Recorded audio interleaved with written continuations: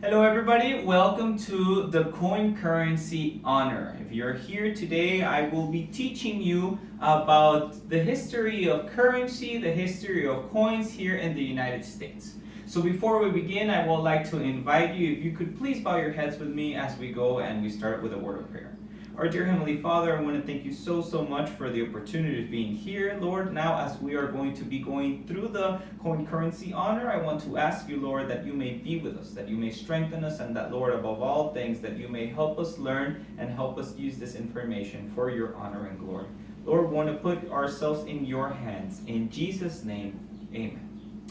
So very quickly to begin with, I would like to tell you the story of how is it that barter came to be. If you do not know the definition of bartering is basically the official word of trading. You know, the way people used to trade, the way people used to interchange stuff. So let's just say, for example, that you at your house, you had an orange tree, all right? So you had an orange tree and your mom grew oranges and your dad picked the oranges and you were the one in charge of going to the market and selling the oranges. So back in the day, you know, in those ancient times, there was no money around. So what you could do is you could say, I have oranges, and let's just say your neighbor had tomatoes, all right? So you would say, all right, neighbor, I will give you one orange for one tomato, and that seems like a fair trade. So you would interchange your fruits, and you would go back home with tomatoes, and your neighbor would go back home with the oranges. But let's just say that there was a neighbor that had mangoes, and that neighbor, you grew oranges and you wanted a mango, but he didn't like oranges very much. So what you could do is you could go, he would say, you know what, I don't take oranges, but I'll take tomatoes. So you would go to your other neighbor, the one that grew tomatoes, and you would interchange the oranges for the tomatoes, and then after that you would be able to go and interchange the tomato for the mango. You know, that is the way people used to trade. But that seems pretty simple for fruit. But let's just imagine somebody was used to raising, you know, chickens or raising cows or, you know, raising huge trees and they got wood out of it. You know, it would be really difficult in order for you to go to the neighbor and say, hey, you know what, give me one chicken and I'll give you one orange. It would be really difficult, as a matter of fact. But to make it a little bit more fair, you know, he would say, you know what, I won't take 5 oranges, but maybe I won't take 1 orange, but I'll take 10 oranges. How about that? And you would say, yeah, sure, that seems pretty fair. And you would go and you would trade. But people would take advantage of this because, you know, you probably needed a chicken, you needed some eggs. So you would go to the neighbor and the neighbor one day would say, hey, you know what? Give me 100 oranges. And you say, whoa, that is way too much. What do you mean 100 oranges? So people would start making unfair trades because, you know, some people didn't like oranges, some people asked for too much. You know, the oranges weren't always in season, and sometimes the oranges would even spoil. The neighbor would come and say, hey, you know what, these oranges are too sour, these oranges are too dry, I don't like these oranges. So, you know, trading oranges didn't seem like a very good idea after all. So people needed a way to be able to make the trading a little bit more fair. So they began using some stuff that probably wouldn't go out of season. You know, they began using one of the first methods that they began using were stones. And they began trading pebbles or stones for whatever merchandise that they would need. But you know, stones can be very heavy. Stones can be difficult to work with. You know, imagine you find one of those gigantic mountain-sized rocks. How would you take that over there? You would be rich, but it would be so difficult to move it. Or let's just imagine that your neighbor's kid is just playing around, digging on the backyard, and he finds 1,000 stones. He would become rich out of nowhere, you know, so stones would be very inconvenient. So it was until they started making a more centralized trading system, something that would be useful, something that would be, you know, convenient. And people started to use one of the things that we know as salt. They used to trade salt for food. They used to trade it for goods. You know, that is where we get the word salary from, because people used to trade salt. Back in the day, people used to get paid with salt, and they would use it to pay for their stuff. But it was also pretty inconvenient because, you know, salt, you put it in water, it gets wet, you know, it gets all stuck, but it also dissolves. So it would rain one day and you would lose all your month's salary. So that is very inconvenient. So then they used other methods as well. In other places like India, they used to use spices. They used to use spices like pepper or cinnamon, and they would come and they would try to trade. But you know, spices also can go bad. You can find maybe some plagues in them, so it would be bad, you know. So people also used to use, in different parts of the world, they used to use seeds, for example. They use seeds as a trading system. As well, it was a very good trading system because seeds can last for a while, but after probably a couple of months, that seed would dry and it wouldn't be so good after all. So people needed something that was a little bit more solid and more centralized, something that would endure and not lose its value. You know, something that was malleable, that was being able to get in, that was above everything valuable. So people began now using, when humanity was when humanity had advanced a little bit more, they discovered metal, and they were able now to shape metal into whatever form they wanted, and some metals were more common than others. So whenever people began discovering things like silver, you know, silver is pretty pricey, pretty valuable, but it's not as rare as something as you could say, for example, gold.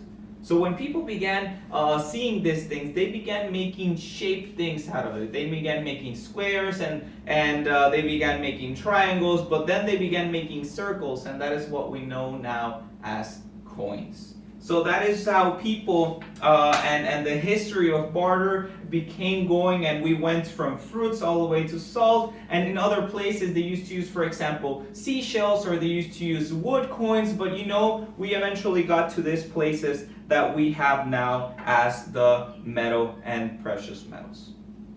So now continuing, let me tell you a little bit of the history of the coins here in the United States. You know, in the United States, it was back in those days in 1776 when we declared independence and we had the 13 colonies, and George Washington and the founding fathers were the ones that were trying to create this country, you know.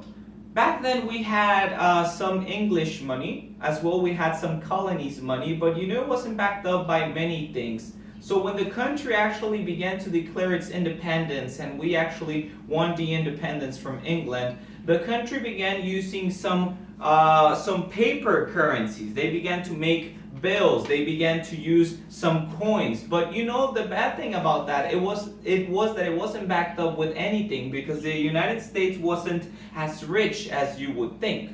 But you know, they began to use some of their coins. Some of their first coins were made out of gold. As a matter of fact, their $50 coin was made out of gold. Their $20 and the smaller coins were made out of silver. Their $5, their $10, their $1, and they used to make the really tiny ones. You know, the pennies. They used to make them out of copper. So there is an ancient tradition that coppers, for them to be made out of copper, pennies to be made out of copper, because they're so common, and you know, they're so little, and I mean, like, it's worth something, but it's not worth as much like gold or silver.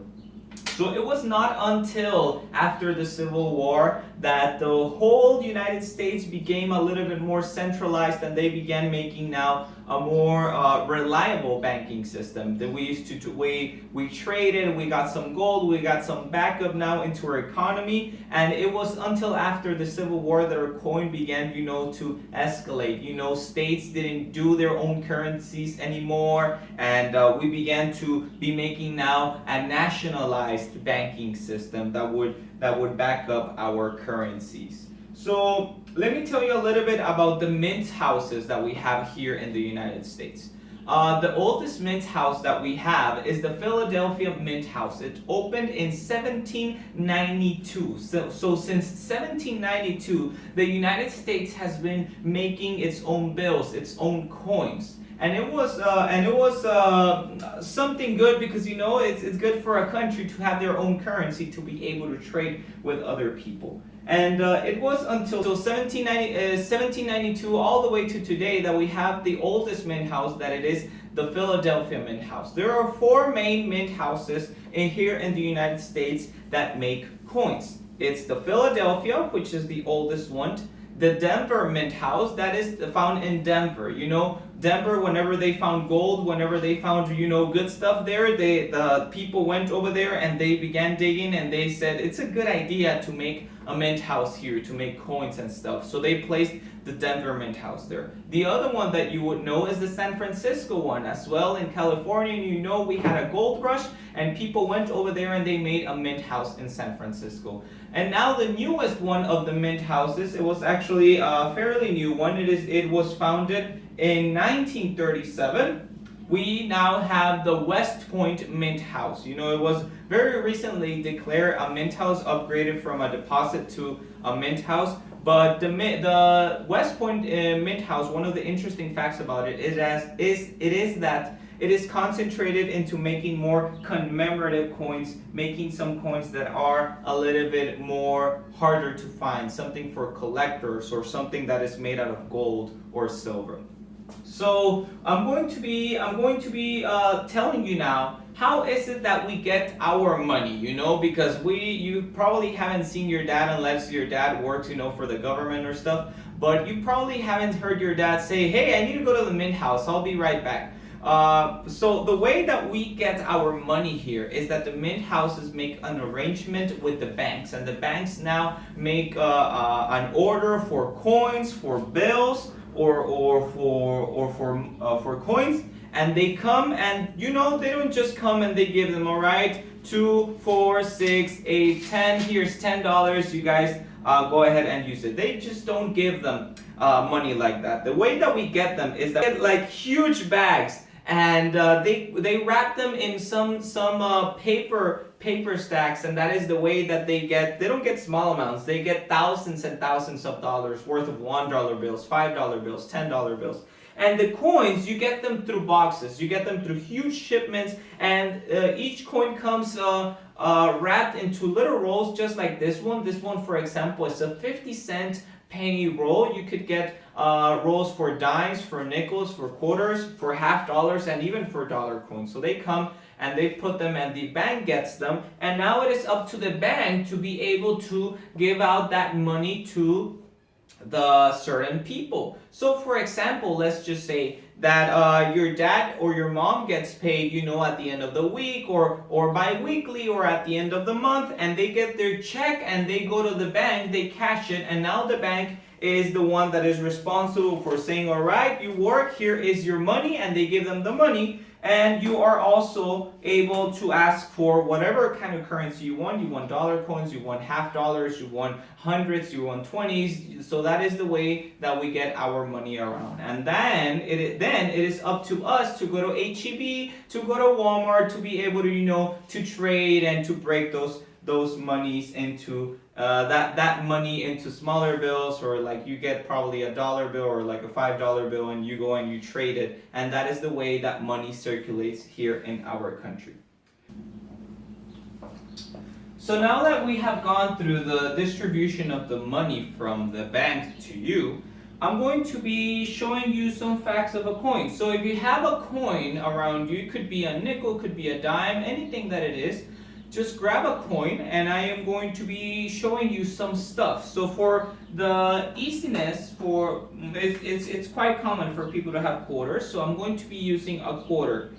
So in the face of it, you are going to be seeing the face of George Washington. On the bottom of it, you are going to be seeing a date. You're going to be seeing the word liberty. On the neck of George Washington, you're going to be seeing a little letter, depending on the year that your quarter is, but you should be seeing either a P or a D.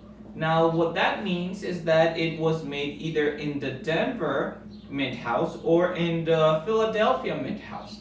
If you happen to have an S or a W, then you have a collection quarter. What that means is that it was made on the West coined on the West Point Mint House or in the San Francisco Mint House. I will be showing you a little bit more about that on the quarter section.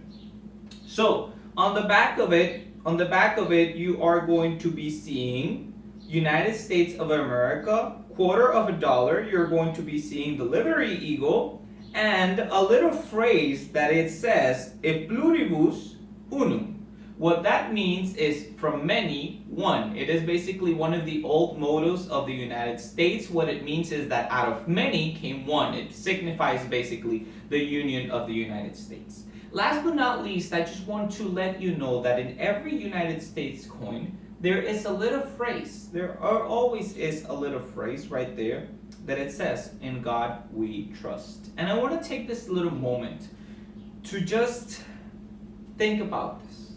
We were founded as a Christian country. We were founded with bases that trust God. But regardless of who is in power, regardless of what the Senate and the House do, we need to remember that we, as Christians, as Pathfinders, as Seventh-day Adventists, we continue to trust in God. So continue to trust everything into God. Whatever it may be, your studies, it may be your house, it may be your family, whatever it may be, put it in God's hands, because I can assure you, I prefer to have a $100 bill with God's blessing than $1,000 without His blessing.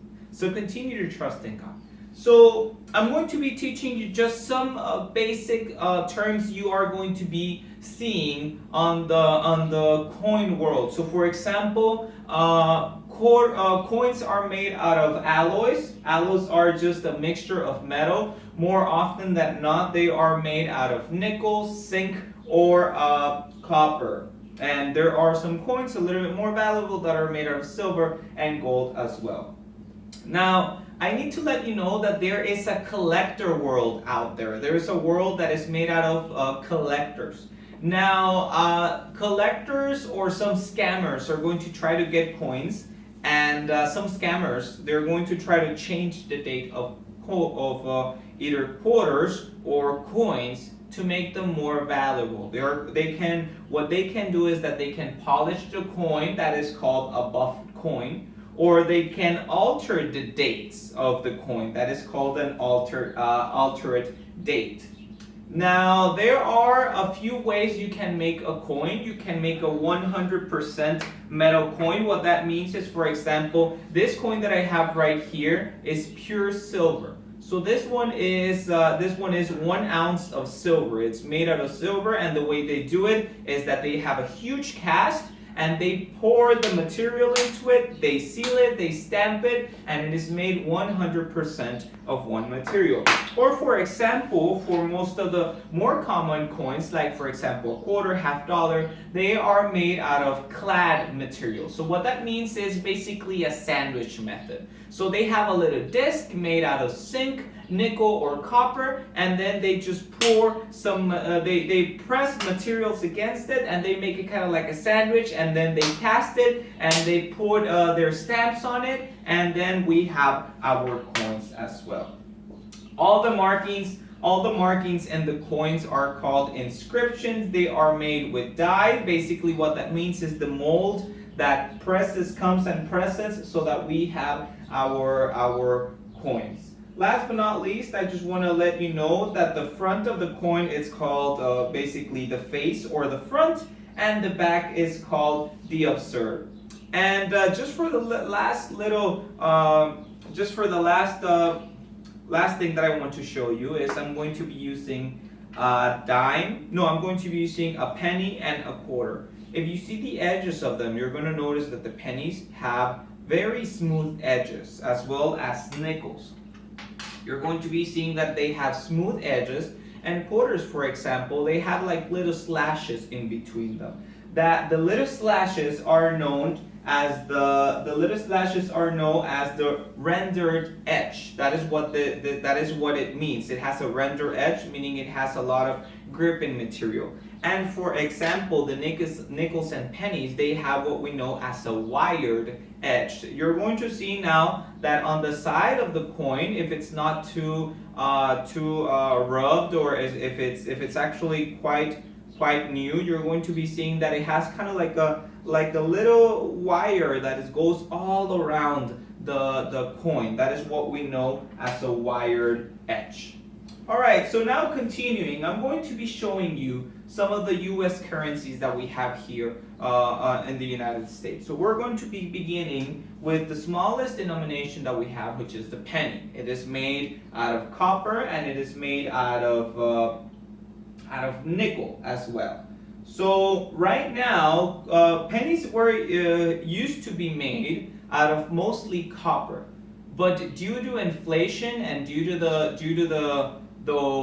the weight of copper, the value of copper actually, penny was worth in copper about 3 cents. But that's not cool, because a penny is made out of just 1 cent. You know, it's supposed to be worth 1 cent. So people used to go and collect the copper and melt them down and sell the copper by itself. That is illegal. You can go to jail for many years if they find you doing this. So don't do it. Don't ever think about melting down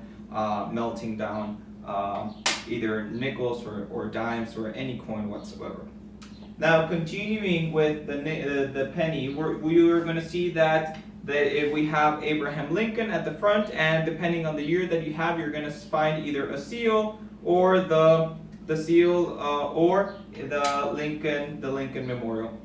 Now going and moving on into the following, I have right here my Thomas Jefferson nickel, 1953. Depending on the year that you have it, it was made partly with silver during the wartime. So in between 1942, 43, and 44, that is what we call the wartime nickels. The wartime nickels. They had some silver in them. They're not worth that much. They're worth about probably 30, 40 cents. But it's cool. If you find one, just keep it. They're not that valuable, but it's pretty cool to have a wartime nickel. So this one, for example, I have a few, but I have them somewhere in between my collection. Right now I have my 1957 nickel. They are made out of 25% nickel and 75% copper. And we have Thomas Jefferson on the front, and I believe this is the Senate on the Capitol. I'm sorry, the Capitol on the back. Now going into the dime, and a lot of people have asked, hey, why are dimes smaller than nickels? Where it used to be that dimes were made out of 100% or 90%, depending on the source that you use, silver. So the value of silver, as you know, is quite more than just a nickel or copper. So that is why they are a little bit smaller. But after 1964, this is just a little fun fact, after 1964, all the little dimes and all the quarters were made out of copper and nickel. So if you have a dime or a quarter that was made 1964 and before, keep it, because it's made out of 90% silver. Alright, so you are going. Let us move on now into the quarter. So I'm going to grab my quarter right here. As you can see, my specialty is quarters. You are going to be seeing that I have actually a 1964 silver quarter. It is right here, and I haven't been able to find any as of yet. After that, after the 1964, we began with what is known as the Eagle quarters. The George Washington Eagle quarters. That collection ran from 1965 all the way until 1998. In 1998, the United States adopted this new program that we now know as the State Quarter Program. That was running from 1999 all the way to 2009. So you're going to be seeing my little US map. I have both from the Denver and from the Philadelphia. From the Denver and from the Philadelphia mints. I am only missing one from the Philadelphia Mint. After 2009, we began now going into this program that was called America the Beautiful. And that is the state parks. We have state parks. That program is going to be running from 2010 all the way to 2021. So this collection is still not done, but I have most of them, the ones that are in circulation already. So you're going to be saying, hey, you mentioned something about W and S coins. Well, in 2019, the United States mint houses decided to, make coin collection a little bit more popular again. And they decided to make 2 million coins from the 2019 collection that have a W mint house. Basically what they said is, all right, we're going to be making some coins for circulation that come out of West Point. So for example, I only have 4. I have only been able to find 4, but this is one of my West Point quarters. You're going to be seeing the little W somewhere around there. And the San Francisco Mint House, they do for collectors. They work for collectors, and I have only been able to find 1. So this one, for example, is mirror finished. You're going to see that it is really beautiful. It has a nice mirror on the back, and it is from the San Francisco Mint House. All right. So continuing now with the coins, you guys are going to be seeing that after the quarter we have the $50. Fun fact, the $50 is what magicians use for their magic tricks, because they are a little bit bigger than quarters, and they are thicker, and they're a good size to be able for people to see. So you're going to be seeing John F. Kennedy on the front, and one of the things about the composition of $50 is that before 1964, $50 were also made out of silver.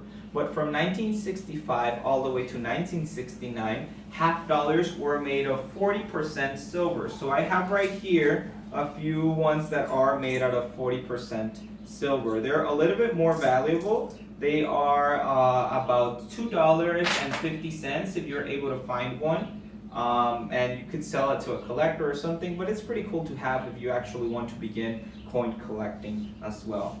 So after about the year 2000, $50 were made or not meant for circulation. They still make them, but they are not as you cannot find them much as well. Now going into the dollar coin,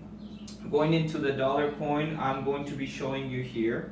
These are my $1 coins from 1976. These ones are actually commemorative. So I was telling you a little bit about commemorative coins, and I'm going to be grabbing my commemorative quarters right here. In 1976, the United States turned 200 years old. So the Mint House decided to make a special commemorative coin. And for example, for the quarters, you are going to be seeing the little drummer boy here on the back. And for the dollar coins, what they did is that they made and they put the Liberty Bell. They put the Liberty Hall on the back of the $50, but I forgot my $50. I forgot my $50 with another collection I have in another place. So the dollar was now then changed from being this huge big disc to the Susan B. Anthony quarters. So you're going to the coins, and they were made from 1779 all the way to 1979 to 1981 and 1999. They are usually they're usually made out of this silvery color. They're made in composition of 75% copper and nickel. But I was very, very, very, very lucky to find one that was casted in gold. So it just has a gold covering. It's not made 100% of gold, but it does have some gold percentage in there. It ups its value for about $10. It's actually not that much. But after that, on the year 2000, the mint houses and the U.S. government decided to give a little switch, and they decided to, make dollar coins a little bit more popular. So we changed now into the Native American dollars that we have. We have Sacagawea on the front, and you have an eagle on the back, or a little Native American memorial on the back, depending on the coin that you have. And in the year 2009, the United States made now the presidential program. So you're going to be seeing here to the side, I have my presidential dollars. I don't have all of them as of yet, and that is because the first 20 were meant for circulation, and the ones that are deceased, are I believe there are 40 right now. The last one was Ronald Reagan, 39 or 40. The other ones were not meant for circulation. So what that means is that instead of making, for example, let me just put, for example, the one made out of George Washington, they made 235 million of these. And instead, for example, my John F. Kennedy one, they only made about 13 million of this. And the last president that they made was actually Ronald Reagan, and they made about 8 million of them. So, they didn't make as many. They're just a little bit more rare to find now. They're actually not meant for circulation, but they put some of them into circulation. So let me continue now with the notes. Now that I'm done with the coins, and just a little fun fact: 2009 coins are a low mintage year. So if ever you find a coin that was made in 2009, whether it may be a quarter, I have my 2009 quarters right here. Whether it may be a quarter, whether it may be a dime, it's not that they're rare, it's just that they didn't make a huge number. So instead of making in the 100,000s, they only make about 40 million. No, instead of making in the 100 million, they only made like 40 million or like 39 million of them. So continuing now with the banknotes, let me go ahead and show you. As we all know, this is the dollar bill. We have George Washington on the front, and we have the United States seal on the back. Now you're going to be seeing my some of my $2 bills. I have some of them in the collection right here, but this is the oldest one I have. Is from 1976. We have Thomas Jefferson on the front, and we have the signing of the Declaration of Independence on the back. On the $5 bill, depending on the one you have, you're going to be seeing good old Abraham Lincoln and the Lincoln Memorial on the back. On the front of the $10 bill, I have well, they're not that old, but you're going to be seeing a little bit of a little bit more vintage. There are my $10 bills. We have Secretary Hamilton, and on the back we have the U.S. Treasury of the bills. Now on my $20 bills, these ones are a little bit more vintage as well. On the front, we are going to be seeing President Jackson, and on the back, you're going to be seeing a drawing of a picture of the White House.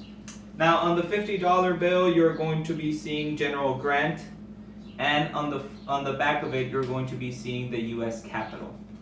And now, on the $100 bill, you're going to be seeing as well Benjamin Franklin, and on the back, you're going to be seeing Independence Hall.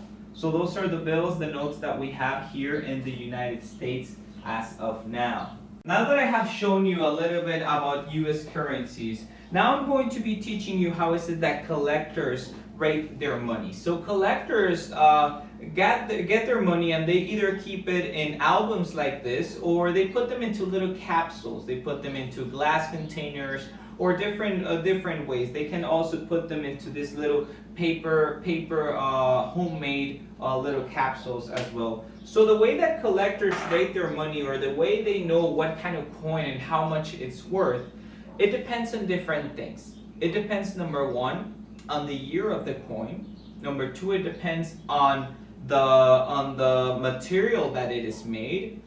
It depends also on the rarity. But mostly it depends on the condition of the coin. So here in the United States, we have a rating system from 0 to 70. 0 basically it's a piece of metal and we think it was a coin. And 70 is, wow, it just came out of the oven from the mint company. Brand new, no scratches, no nothing. So they can have different values, and that is the way we have them. But the way you would rate a coin is that you would subscribe to a rating company like PSG or like Little Coin, and you would send them your coins.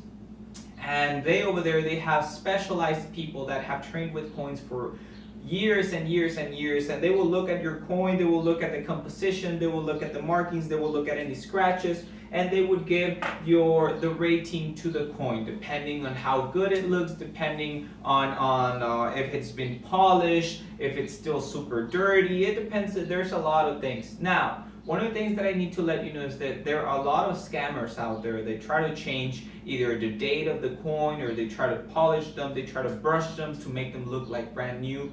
But actually that just takes away from the value of the coin.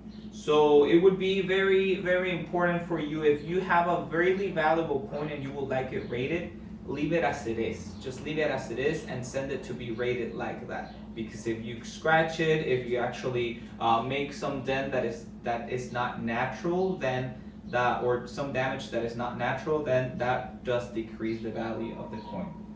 So last but not least, I do believe in making honors easy, but I don't believe in giving them away. So you guys are gonna have some homework. Right now I'm just giving you the introduction of the coins. I would actually ask you, and I'm going to put the link on the description, for you guys to actually look and actually write and try to explain some of the things that I have told you about.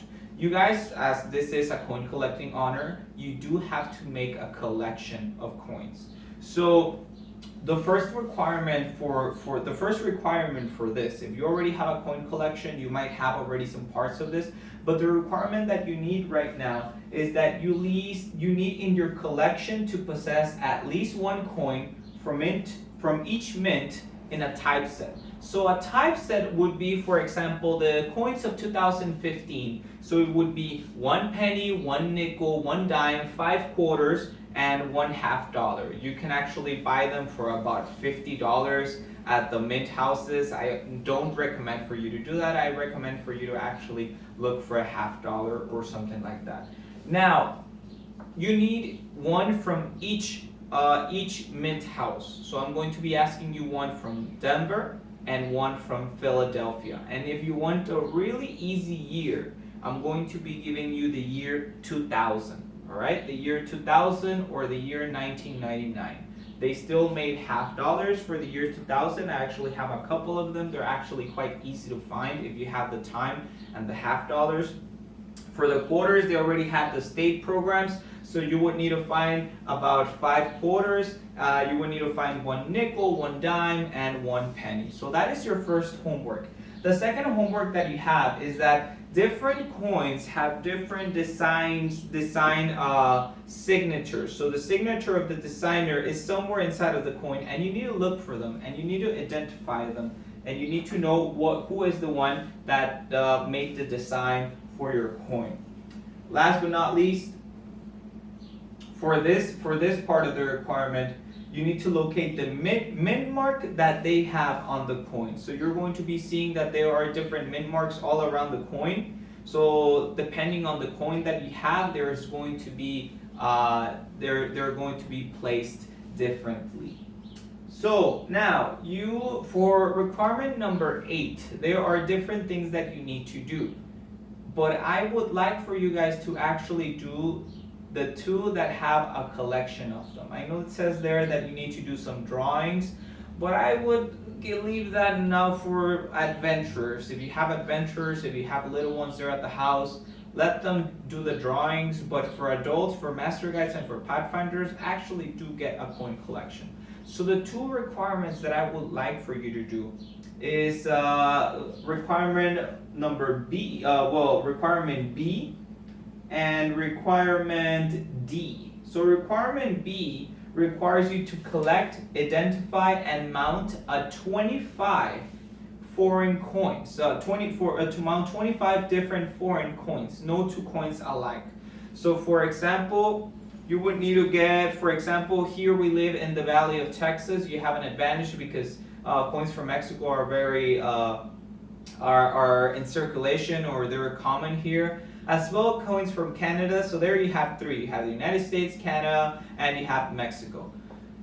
But I'm going to be making it easy on you, all right? Try to find at least, and I'm saying at least, I'm not saying the requirement says, but I'm saying at least 15. Right here in my collection, I have more than 20 countries. I have countries from Europe, from Asia, from Africa. I have different types of coins. So I would like you to at least have 15 so that you can reach that commitment. I know it's a little bit, well, that part of the honor, I know it's a little bit difficult, but it is possible. This collection has taken me about 6 years. It's not as big as some other collections, but it is something that it is possible to do if you put your head into it. Now, this is not something that I do daily or weekly. I actually do it like once a month or once every 2 months. So you can take your time. You know, there's no time limit for this. And for the last one, you need to choose a coin and mount a set and a series from the day that you were born. So from the date, so if you were born in 1995, like myself, if you were born in 2000, or if you were born in the 1980s or 70s or so on, you need to mount a collection from the date that you were born all the way to the present age. If you want to have fun, do quarters. All right, you can choose a little album like this one and you can have your quarters, and you need to find all the coins from the day that you were born all the way to today. If you actually want to just make this something easy, something quick, do pennies. All right, so those are the 2 requirements that I would like for you to do. And last but not least, this is just for everybody who made it to the end of the video and actually took the time to take this honor. By God's grace, we're going to be having Camporee sometime later during the year.